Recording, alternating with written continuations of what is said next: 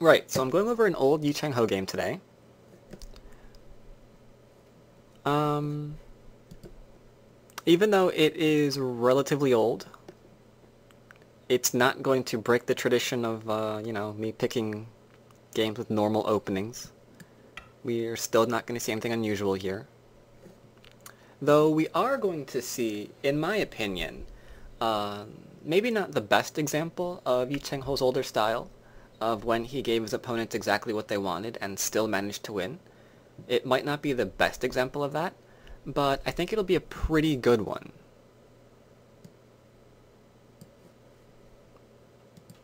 Uh-oh, silence. Can you not hear me?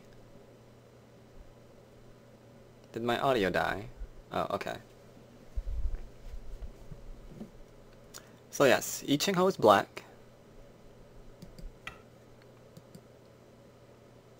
Alright, good. Starts off normally, 4-4, 3-4. White takes dual 4-4 points. Nice and flexible opening. Black's obviously got options. He can go ahead and enclose at either A or B. He can go ahead and try to approach for a mini Chinese. Not micro. Interestingly enough about this game, you know you're not going to see a micro because micro was not played back then. That is a little bit newer. Playing a move at D is a lot newer than this game. So definitely not going to see D.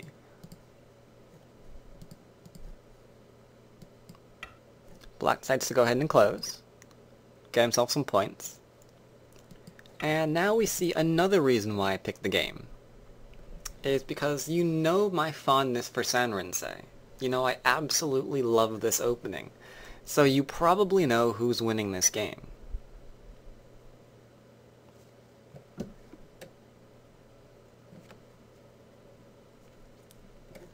Not to spoil it for anyone, but I think you know who's going to win the game.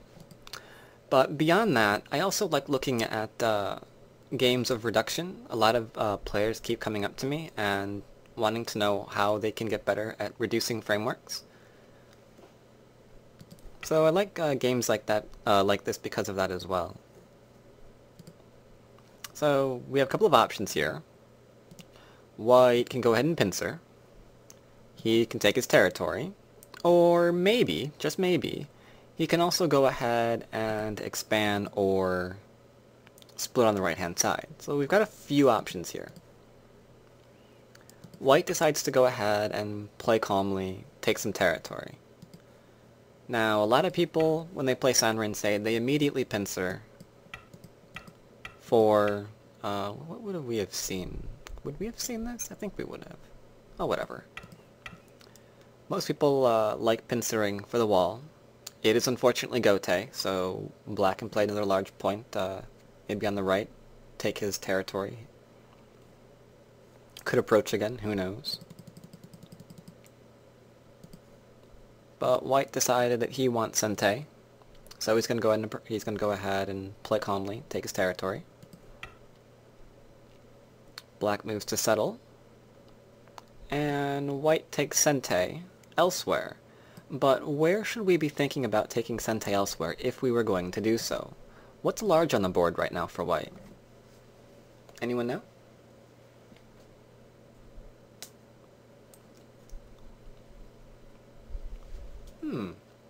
We have differing opinions. The 17Q says that Q10 is large for white, whereas the Lord says that white should be expanding on the bottom. Interesting choices. K4, okay, or R11, so Radishimo says either or. Answering G17, I guess it could be possible. But yes, the 17Q got it almost immediately. Yes, it existed then. The 17Q got it almost immediately. He decides to take his Sente and split, making sure that white is not going, or black is not going to get the large point on the right-hand side. Kate, no. K10 is definitely not large. Are you actually suggesting that sincerely, or are you just trolling? Okay, just making sure. Yes, I love K10 as much as I love Sound Rinsei, so I had to make sure. So R10 is better than R11. Why would you play R11, Radishmo?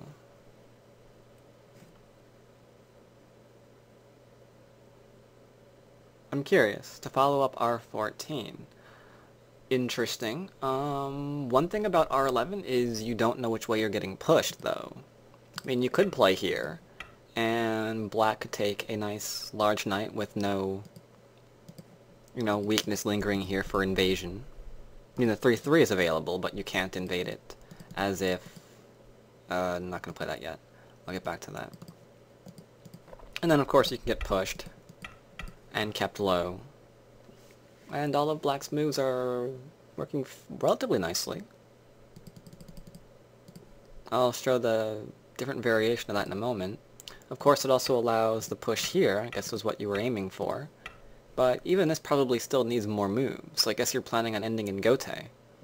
Unless you don't mind, for example, your opponent constantly harassing you here. This would be a very, very strange variation to pick. This is the kind of thing that you would see if under special circumstances. That there was something that you wanted to avoid, which is why you picked this variation, I would think.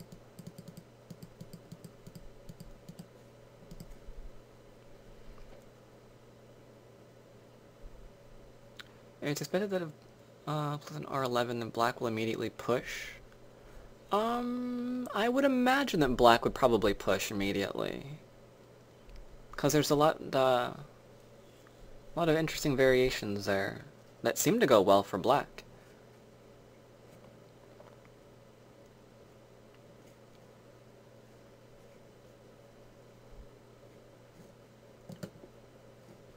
Either way, it's relatively moot in this game because black ignores and approaches the framework again.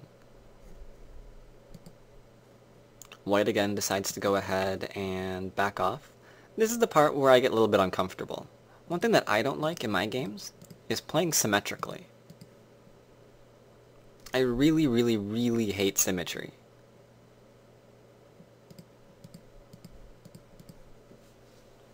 But it is a nice steady move.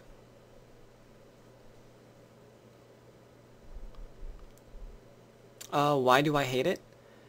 Because I know that if I have an invasion in one place, I have an invasion in another. So I have to worry about both sides.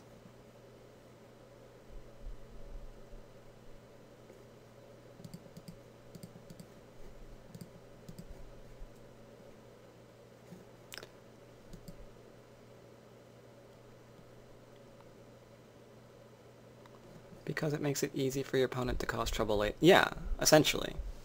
I mean, the same Aji exists top and bottom.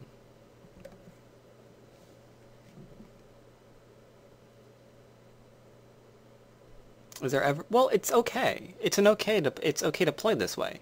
It's just a little pet peeve of mine. I'm not saying it's bad. I'm just saying I dislike playing this way.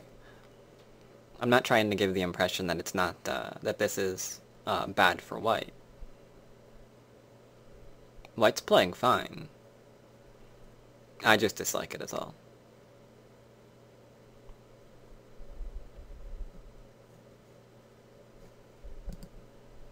Moving on.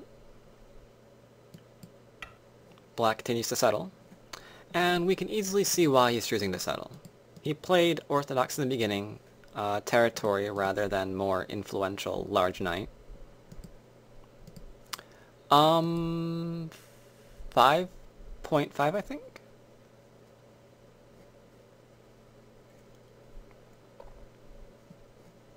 So, black's playing territorially, rather than the influential large knight enclosure. So, very easy to understand why black is continuing to go for territory.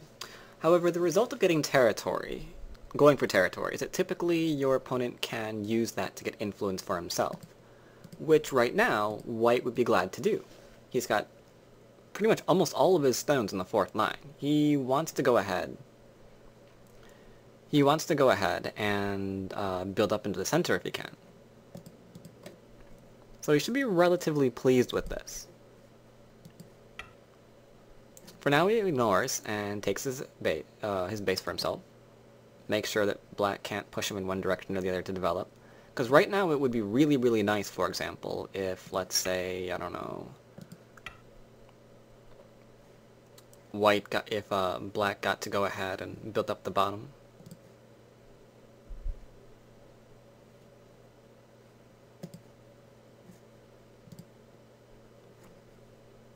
Let's see, where was I? Ah, yes, here.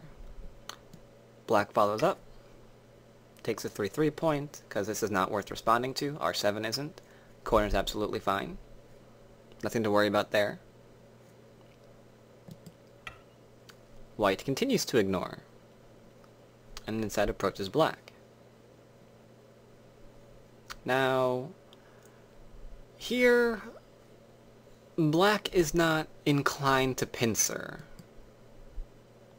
And does anyone know why?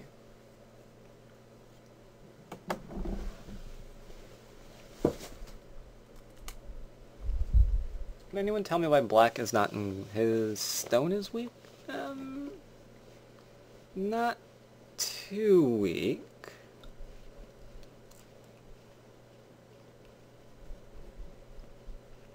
It does give him a few weaknesses, yes.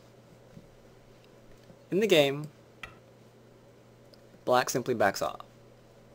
If he pincers instead, we have to wonder a whole slew of questions. One, what's going to happen if he simply plays something simple and takes territory? Well, we know that those stones are all going to connect up now, and white's going to get a fairly nice side for himself. Probably can't invade this, as this forcing move is going to create all sorts of trouble, and if we continue trying to run this out, we're just getting reduced and attacked over and over and over again. So that's one thing that could be annoying. Another thing that could be annoying is even the simple jump out. And the reason why that could be annoying is because it opens up questions on how close is R10. Can, for example, this stone connect out if we were to block? Does it have somewhere to go? Or, not R, yeah. Indeed. I'm pointing out that he can't play this way. He's forced to go ahead and play here. However, now, we can see white stones here, we can see white stones at the extension where black would want to go to make a base, and realize this area is just entirely too cramped.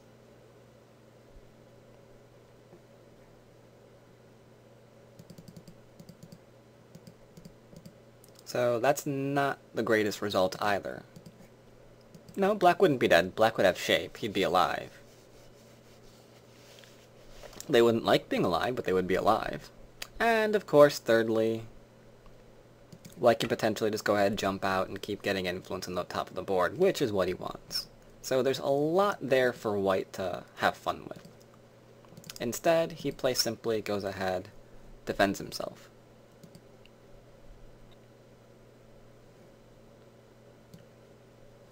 Now, earlier someone mentioned that G17 was large for white.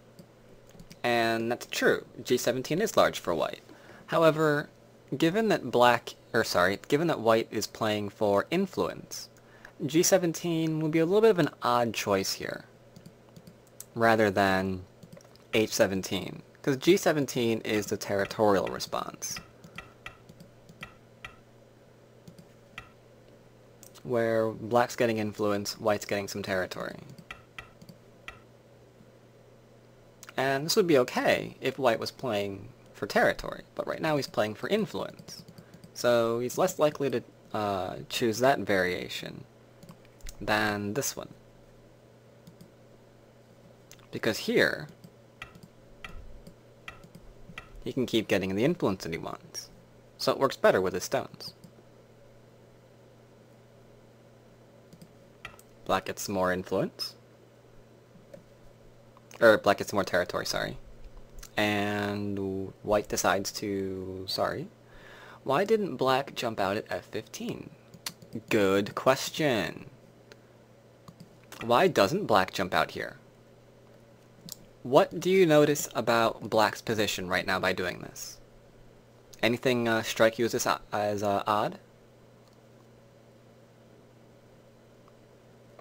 Can you envision how you're going to live? Because you're probably answering no to those questions. And if you are, you're right. Because after white takes the 3-3 point, well, we don't have a base. We might be able to get an eye, obviously, by playing really, really vulgar moves. But beyond that, our stones aren't really doing much of anything, are they? We're just kind of trying to run away and not get killed. So not very useful.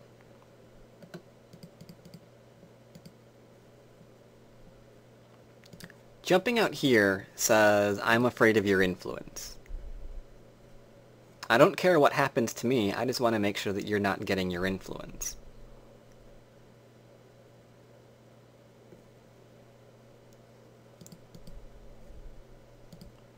This says, I'm going to live. You're going to get influence. It might be in Gote, though. Yeah, it's bad, because you've created yourself a weak group. In an effort to just go ahead and get rid of some of white's influence, you've painted a target on yourself. Because this group is going to have to run for a very long time if it can't live locally. And while it's not living locally, I don't know where you're going to run. I guess you can try and run here. I guess you can try and make yourself some shape here. But white's just going to keep solidifying himself while you're just struggling to make shape.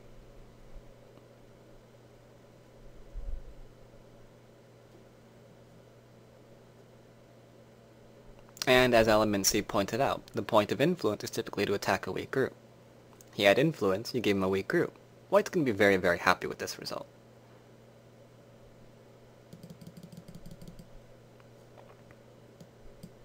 So instead, black goes into the corner.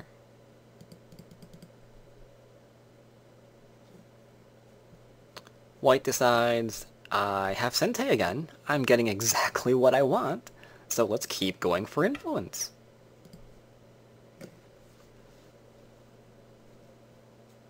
Now we have to decide an important question. So far, yeah, white is in fact getting a lot of the center. That is very, very true, Mr. Monday. Oh, don't say K10. I know you're joking, but I'm going to go ahead and say it anyway. K10 is a bit of a bad move because you're just throwing that stone down and hoping it goes well. It's Gote, so white can either respond directly to attack it, can respond by ignoring you and reducing you elsewhere. Chances are white would ignore it and keep reducing your territory.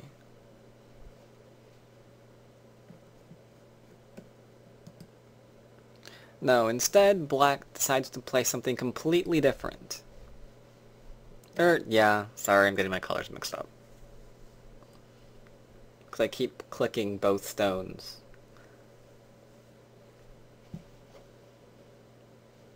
Interesting comment that you should make there, Element C. Black does have 4 corners. And his next move is to ensure that he keeps his last one. That's completely uninvadable. Also, by doing so, puts pressure on O17.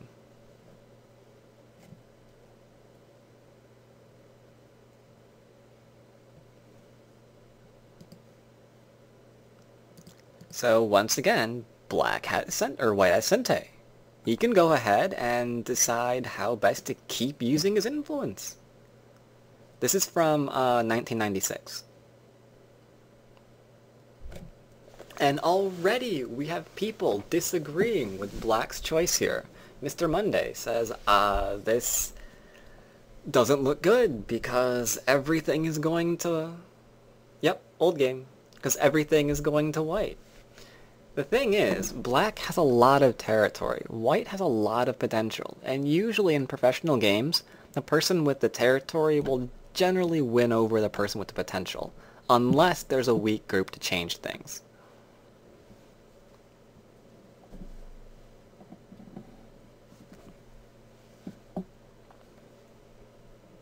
So white decides his largest point is to take the center for himself.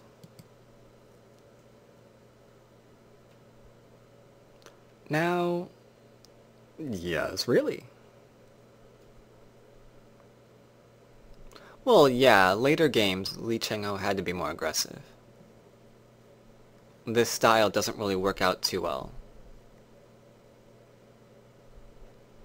Players decided to begin fighting him immediately, so he couldn't relax into that whole, give the player what he wants and still wins,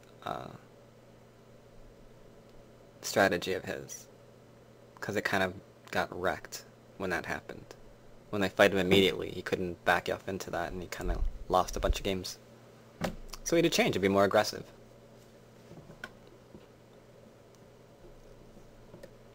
So anyway, white takes large point. Black's groups are obviously alright. His corners are very, very strong, so he can decide how to go back and start reducing white. So he looks for weak groups first, and right now, what are the weakest groups, if any, of whites on the board?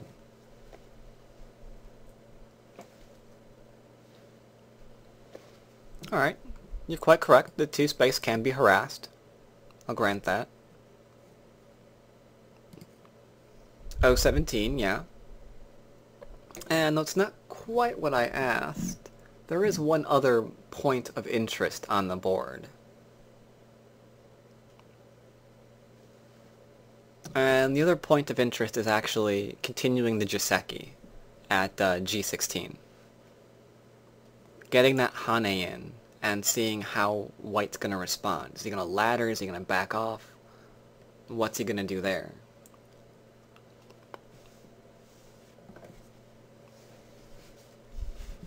So, even though that stone wouldn't, can't be run out, that's still very good for Aug, as we're trying to reduce. Having a stone there to mess with white. But let's see, in terms of how to reduce. We could lean on the 2-space extension, you're right. But in terms of white's Moyo, these 3 stones, whoops, sorry, click, there we go. These 3 stones are what's of interest. We want to get beyond, or behind this line, if possible. So black simply decides to lean on the weak stone, and have that simply make us stronger. If white responds, black's shoulder hit will get stronger. If he gets stronger, it can jump further in. It should come as no surprise to anyone, based off that idea, that white can't afford to respond to it then. He's going to go ahead and sacrifice. He wants to keep his influence. Move I mentioned. Creating Aug. Something for white to worry about. And then he responds. Black gets to kill the stone.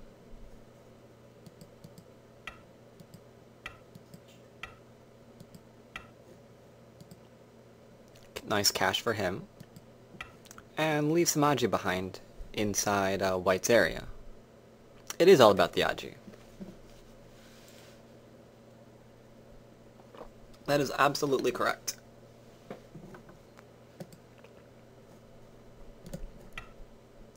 Black extends, seeing if he can try to live, maybe kill the top. That'd be nice. That'd be game over then too. White threatens to capture. Try to get rid of the bad Aug. Black's forced to connect. Gets the Hane. And now we have a problem. All over again. Do we run out those 3 stones?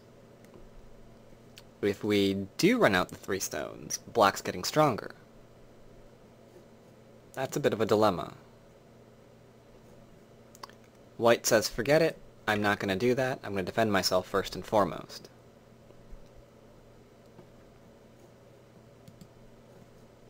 Create some Aug. Incente. Because Black can't be allowed to cut at K16. White has to protect. So Black gets 3 more stones. What about White M14 at move 49?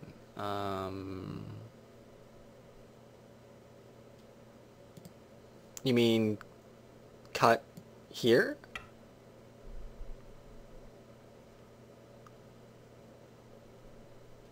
Instead of L3. Wait, what? Instead of L13. Yeah, oh, instead of... Oh, I see. Cut here? Before I mention this, can you tell... have you changed your mind about this move?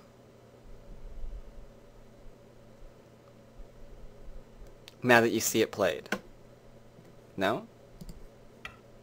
And now?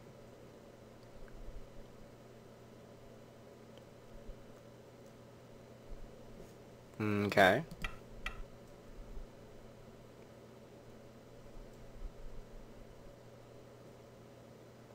Essentially, your stones are still getting killed.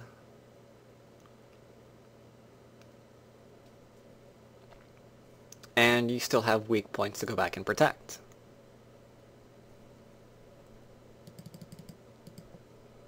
Actually, might not even have to do that one. Can we do this one instead? That one was a lot more fun.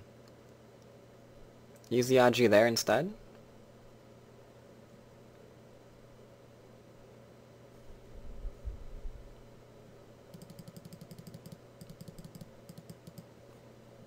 But good question. Thank you for asking. Alright, so Black got the 2 stones. White's keeping exactly what he wants. He still has a lot of that middle. Keep in mind, he did give up a few stones, but he wants the center, and he's getting the center. So now he goes back and starts solidifying himself, turning into territory. And if he can hold on to all of this, that's still a lot of territory that we're talking about here.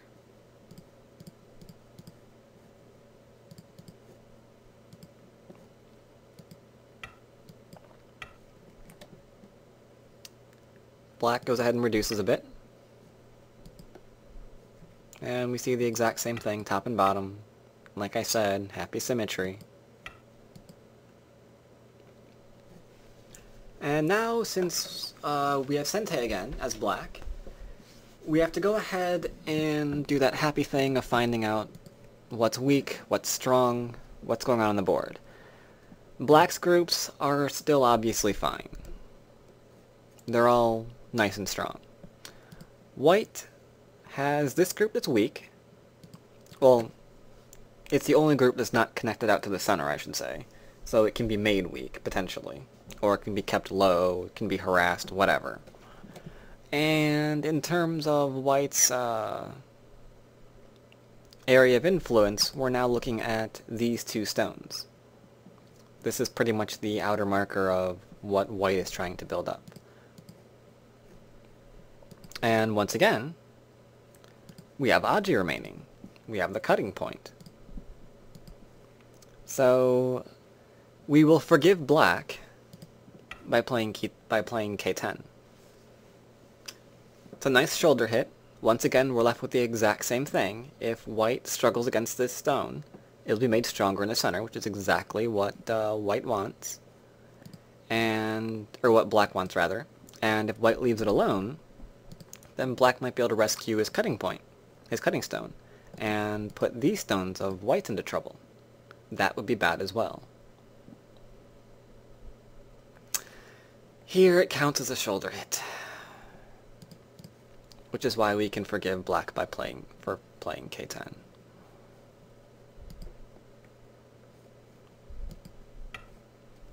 White responds.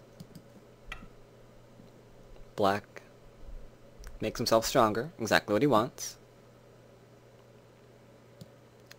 But this is an interesting move. White decides to attach to black stone in order to try to make this area stronger. Because if it's made stronger, then we can picture maybe one more shoulder hit of white, and suddenly all of black stones in the center are completely surrounded. So that might be interesting. But of course black sees this and realizes that his corner is fine. His stones in the center are not fine, so he's not going to respond to that. He's going to go ahead and make himself stronger in the middle. He's not going to allow himself to be distracted by what white's trying to do on the bottom of the board.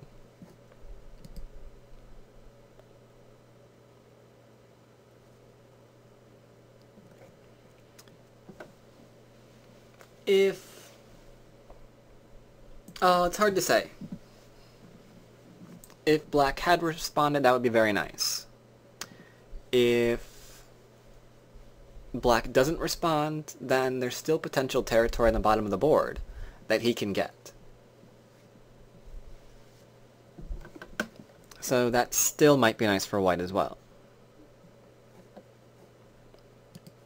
But first we go ahead and see the probe. Is black going to connect? Is black going to extend? What is he going to do? He chooses to connect. White follows up. Nice profit for himself. This, on the other hand, is not responded to. Because again, it's not what's important. Is this corner alive? Absolutely. This stone doesn't have much to do with it right now. It'll be larger later, of course. But for now, it's not part of what's going on. So black ignores it and goes for some shape. Well, the beginnings of shape. He's also trying to rescue his stone. Because if he gets in one more move here, that's pretty much going to be all connected up.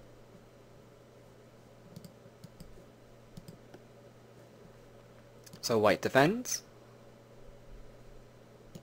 Black says, shape is mine. And now we see the expected extension of white. And we see him go way far away to grab that extension. Because he knows that if black drops down and tries to invade this, then that's perfect for him. He'll have one weak group on the bottom that has to live, and another in the middle that has to live. White would be absolutely gleeful in being able to go ahead and split both of these for a nice splitting attack in the center.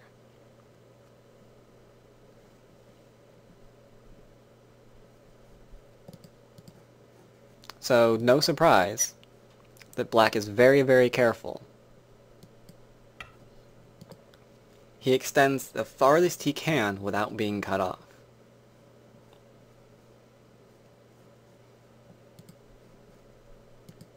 So white defends.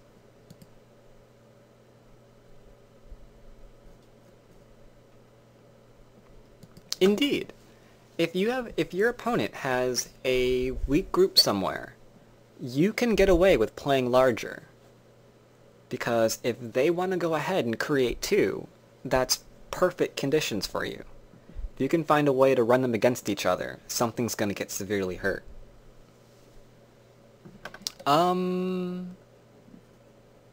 There is Aug here for black to mess with, yes. But black has to keep in mind that he's not completely fine in the center yet either. So he has to be very, very careful on anything that he wants to do down there. But alright. Black's got some shape. He's almost connected to the corner. Or he can still jump out to the right. Do a lot of different things here. So his middle group is looking pretty healthy. So black decides to go ahead and harass the right group.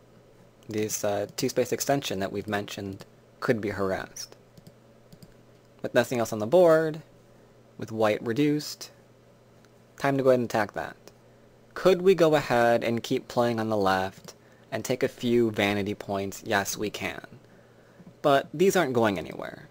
White's not suddenly going to go ahead and take a point for himself and ignore stones elsewhere. That'd be way too small. He'd be going after, like, 3 extra points for himself.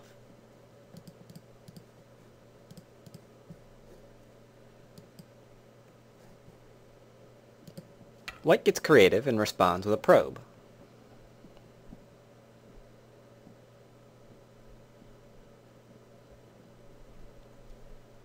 How is White going to respond? He can go ahead and play Q2, or Q3, sorry. Q2 would be very, very weird. He could back off with Q4. Everything leaves Aug. Black decides to play nice and strong, but that allows the Hane, and how are we going to respond to that? If we back off again, then it looks like White can go ahead and live in our corner. Black says he does not want White living in the corner, so he cuts. Yep, plays the Atari.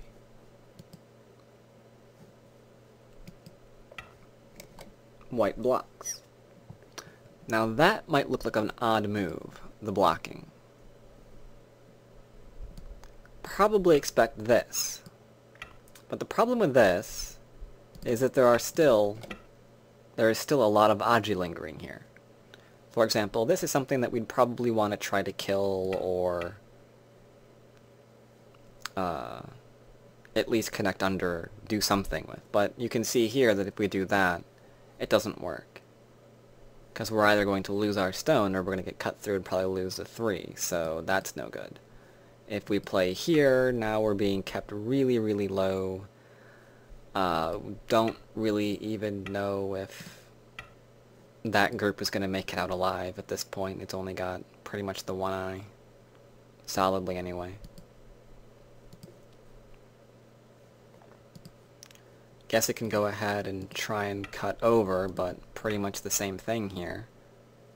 Either Black's about to defend himself, or he's about to cut through and you're going to lose R10. So that's no good either. So White defends. Now we can go ahead and do that. And if Black responds, then White got to defend himself in Sente. Instead, Black approaches. Now, if White gets to defend himself, or if Black gets to defend himself, then White's left with a 2-space extension that can't extend any further for a second time. It has to run out to the middle. Sorry. What? Oh, shoot, wrong tree. Am I? What did I do? Oh, yeah. My bad. Sorry. You're right. Doop doop. No, R2 was most definitely not played. You're right, you're right, you're right. Nice call, nice call. I was not paying attention. So yeah, here, if Black gets to go ahead and fix himself, then White's group over here is only a 2-space extension. It can't extend any further for any more eyes. It has to run out.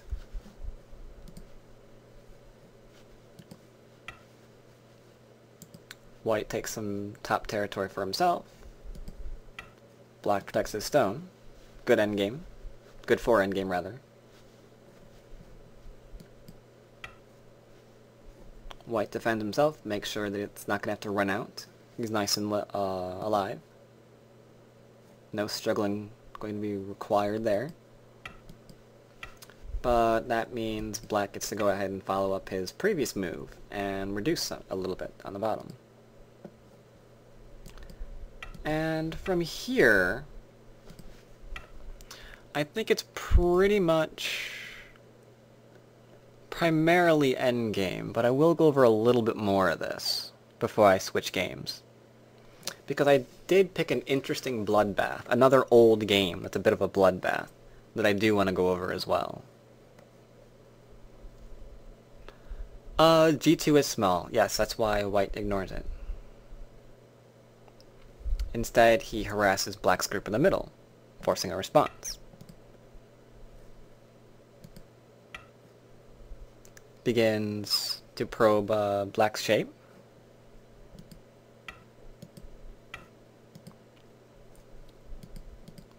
Black, of course, protects.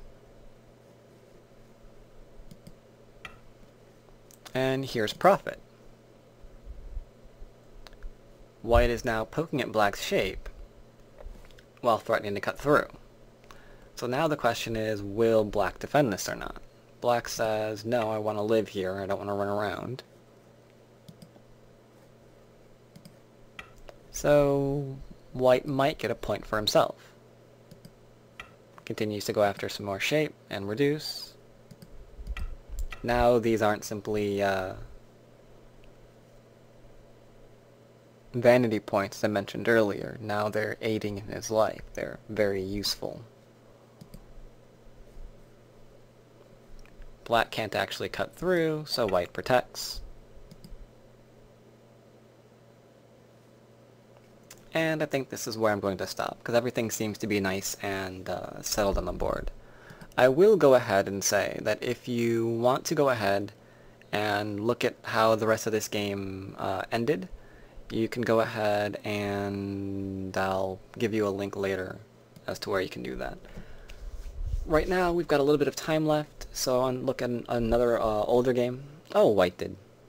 Another older game, and... Or sorry, black did, yes. I'm horribly confused today.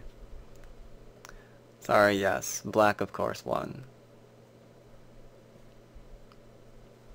So I'll go ahead and put that up, and you can join me in that demo.